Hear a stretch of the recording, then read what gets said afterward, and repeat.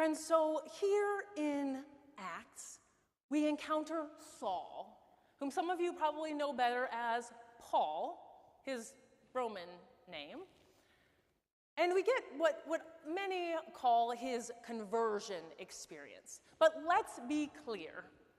Saul is a Jew, and he remains a Jew after this, right? Because the community of Christians, the early Christian community, the community of what he calls in this text the way, were gathering in synagogues, right? They were still Jewish. They just had a little different understanding, a different perspective, a different view of the world. And Paul gets a bad rap because he's persecuting those folks, those people of the way. And in Paul's words himself, his own words in the letter to the Galatians, he says, I was violently persecuting them. But what was he really doing here? Was he doing something that was really out of the norm? Paul was simply living in the way that he had always known. This is how he had grown up. This was the tradition he had grown up in, that he had lived in. This was the water in which he had always swum. So why would we expect any different behavior from him? Milagros Phillips, the race healer, author of Cracking the Healer's Code, reminds us that we don't know what we don't know. Paul even says in Galatians, I was zealous for the tradition of my ancestors, even more than my contemporaries, even more than my companions. He was firmly rooted in this way. He didn't know what he didn't know. Perhaps Paul, thought he was doing what was right and what was good in the sight of God, that he was following in the way of his ancestors, that he was helping to call back, perhaps, folks in his tradition, in his community who had lost their way. But on his way to Damascus, he has a moment of awareness. He has an epiphany, right?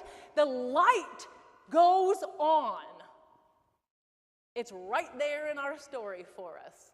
You know, this is one of the ways that you can tell our storytellers might not be telling us something that literally happened, but they're helping us to understand what the meaning of this story is. The light bulb goes on.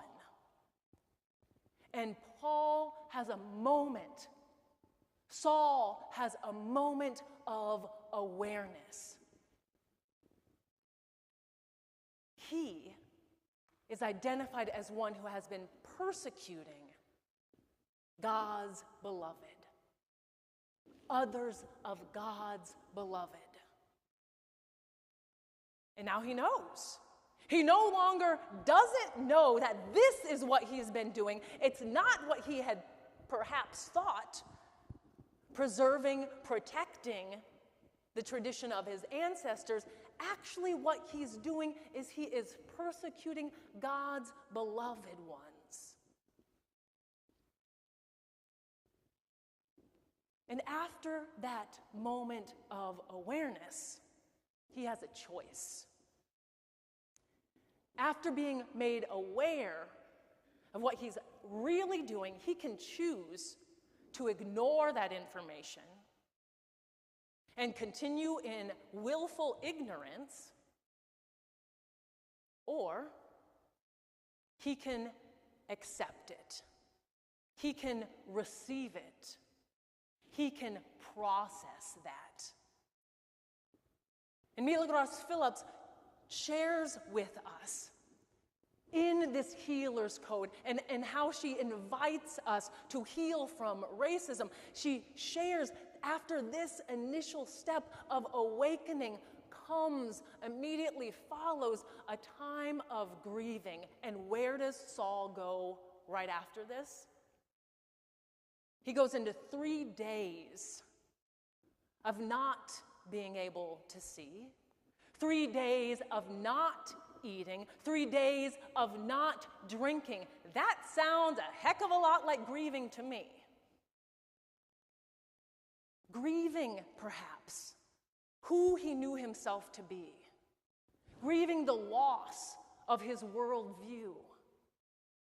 Perhaps grieving the opportunities he has missed out on because he had been following in this other path. For 3 days, he experiences this. And we have some knowledge, some experience of 3, and what can be accomplished in 3 days, metaphorically. Perhaps 3 days is time enough to go from death to new life. Perhaps 3 days is time enough to go from crucifixion to resurrection. Paul's lucky. Saul here is lucky that his writer, whom we call Luke, right? Same writer of the Gospel of Luke for the Acts of the Apostles. He's lucky that writer didn't latch onto the 40 days. Because 40 days is often what it takes to have the full transformation, right? Or perhaps even in the whole of Israel, the 40-year period. He's lucky he didn't have to go through this process for 40 days. But for 3 days, he is grieving. He is mourning. He is processing. And he comes out and we see that he does not choose ignorance. He does not choose to deny, to ignore what he has just experienced, but he moves on transformed, at least on the road toward transformation, toward change. This is repentance, friends. I know some of y'all don't like that word, but that's what it means. Repentance in the Hebrew, if you recall, that word is shuv. That means to turn away from that which was calling to us for our ultimate loyalty and allegiance and trust, and to turn to the path on which God is inviting us to travel. Toward love, toward justice, towards well-being, towards wholeness and healing. In the Greek, metanoia, to change our minds. Paul's mind has been changed. It's been shifted. The way he encounters the world now is different, and he can't go back. This story is one that shows us, displays for us, the beginning of a road, of a journey towards transformation. And I know, I like to talk a lot about how we are called, how we are invited, how we are empowered and even challenged to go out and transform the world, right? You all know that, if you've ever heard me speak. And it's not that that's not true. But this story reminds us where we got to start. This story reminds us that that transformation, that change starts here. It starts with you. This is a story of personal transformation, of personal change. Because, friends, where do we have the most impact, the most control, the most power to change something? But here, but here, but here.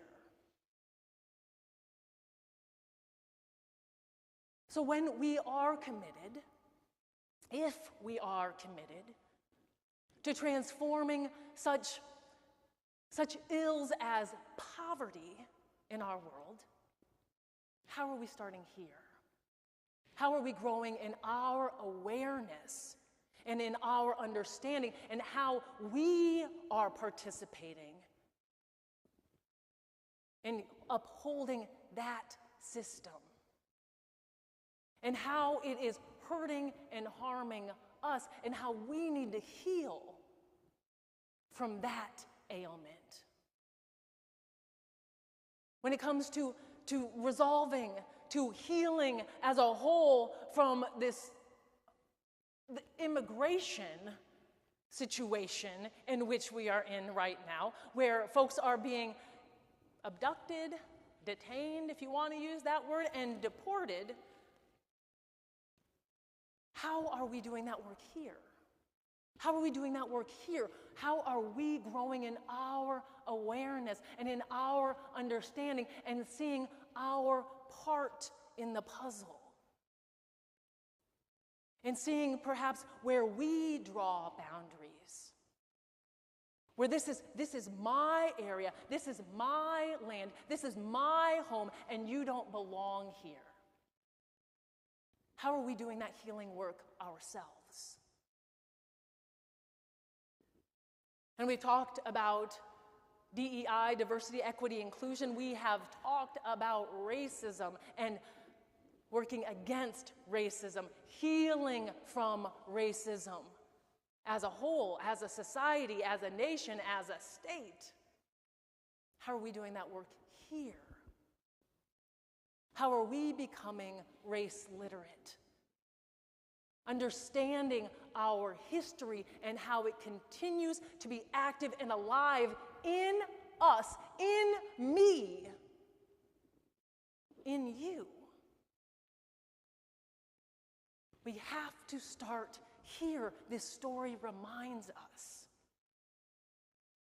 And we have to do it for us. When you try to change for somebody else, have any of you ever tried to change for somebody else? How well did that go for you?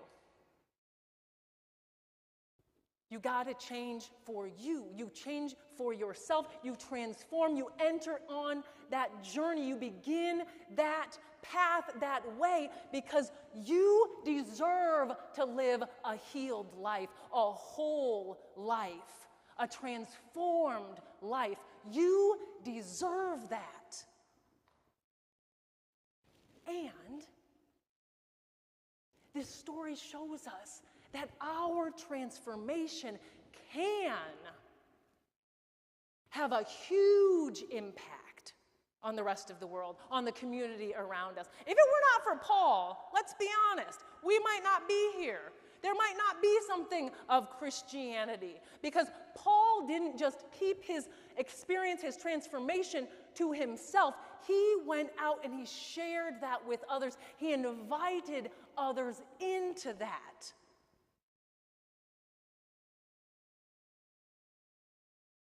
So today, friends, I invite you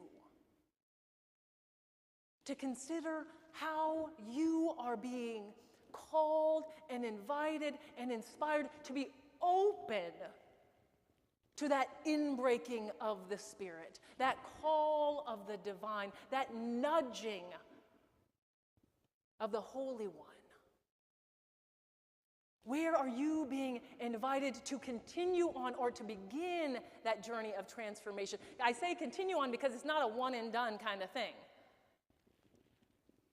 You don't just have the transformation, you're there. No more growth, no more nothing. You got to keep going. Where are you being invited to take that next step? How are you stopping and breathing, like I shared with the children, to be open to that presence and that experience, which will bring some grieving, which will come with some sense of loss? How will you face that loss? Even as you know you're moving forward toward life, toward love, toward transformation, toward joy and beauty. Friends, I will offer you a moment, a space, a time